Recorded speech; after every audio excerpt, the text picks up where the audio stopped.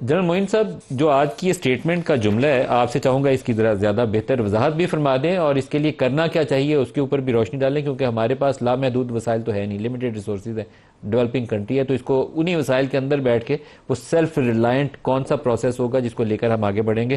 یہ کہتے ہیں کہ یوز آف فورس بڑھ گیا ریسنٹلی، جتنے دنیا کے ایونٹس ہوئے ہیں، تو سیلف ریلائنٹ کیپیبلٹیز کے اوپر جانا پڑے گا۔ اس کے ساتھ ساتھ وہ یہ بھی کہہ رہے ہیں نیشنل یونٹی جو کھوکھر صاحب کہہ رہے ہیں، اور ریزالو اس کے لیے دکھانا پڑے گا۔ تو دونوں چیزوں کو آگے کیسے بڑھانا ہے، آپ اس کے اوپر روشنی ڈال دیجئے۔ دیکھیے، جہاں تک تعلق ہے 1965 وار میں ہمارے پاس زیادہ امریکن اکوپمنٹ تھا، لیکن نہ ہمارے پاس توپ خانے کے گولے تھے، نہ ہمارے پاس اور سوفسٹیکیٹڈ ایمونیشنز تھے۔ ہم ٹوٹلی امریکہ کے اوپر موسٹلی ڈیپینڈنٹ تھے۔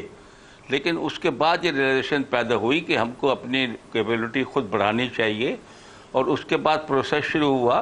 پاکستان میں ٹینک ریبلڈ فیکٹری بھی لگی، پاکستان میں کامرا میں یہ JF تھنڈر کی بھی پروڈکشن شروع ہوئی، اور پاکستان کافی حد تک خود کفیل ہو گیا ہے اپنے تمام میونیشنز کے اندر، میزائل ٹیکنالوجی کے اندر بھی خود کفیل ہے، ڈرون میں بھی خود کفیل ہوا ہے۔ تو پاکستان آلریڈی اس راہ پر چل رہا ہے، اس فیلڈ پر، اس راستے پر انڈیجنائزیشن کے اوپر چل رہا ہے، تاکہ ریلائی نہ کرنا پڑے۔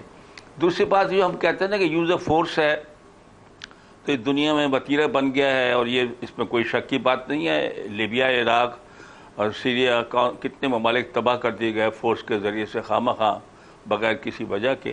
لیکن جو ہم کہہ رہے ہیں کہ ایران جو تھا اس کی کمزور تھی defence, Iran did not give ان۔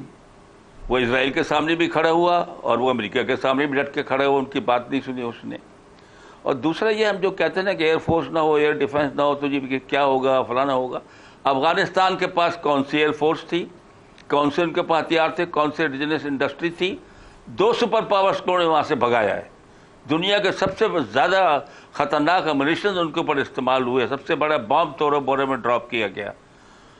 اصلی چیز تو ہے کہ لوگوں کا کھڑا ہونا، اور جو کھوکھر صاحب نے بات کہی ہے، وہ جو لوگوں کو کھڑا ہونا ہے وہ جبھی ہوتا ہے جب کہ ملک میں اتفاق ہو، ملک میں ہارمنی ہو، ملک میں سب لوگ جو ہے وہ ایک مقصد کے تحت جو ہے وہ آپس میں جو ہے وہ اتفاق کر لیں، اور اس سے پھر بہت مضبوطی آتی ہے۔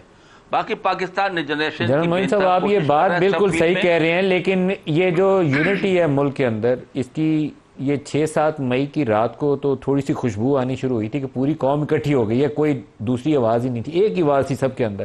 ہم سوچتے تھے یہ جو PTI اور اسٹیبلشمنٹ کا 2 سال سے میچ چل رہا ہے یہ اب سمیٹا جائے گا، میں تو ایٹ لیسٹ خواہش مند تھا کہ یہ سمیٹا جائے، سارٹ آؤٹ ہو جائے۔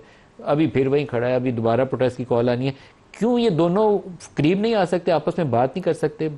اسٹیبلشمنٹ کھڑا کرتی ہے ایک بندے کو، اس کے پیچھے سپورٹ کرتی ہے، عمران خان بھی اسی میں شامل ہے، نواز شریف بھی اسی میں شامل ہے۔ تو اب اگر ایک موقع ہے جس میں خود کہہ رہے ہیں، اسٹیبلشمنٹ کی سٹیٹمنٹ بھی کہہ رہی ہے، ISPR بھی کہہ رہی ہے کہ نیشنل یونٹی چاہیے، ریزالو چاہیے، تو ایک راستہ تو پتہ ہے کہ یہ چیز کرنی ہے، تو کرا کیوں نہیں جا رہا؟ دونوں طرف سے پہل کیوں نہیں ہو رہی؟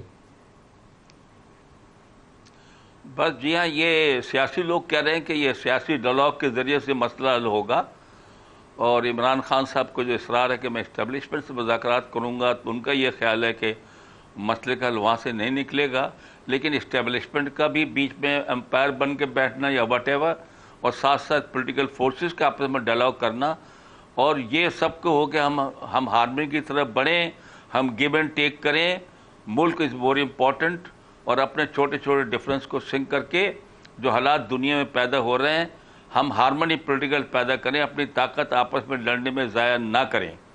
تو یہ ہمارے ایم ہونا چاہیے پولیٹیکل جو ملک میں کرنے کا۔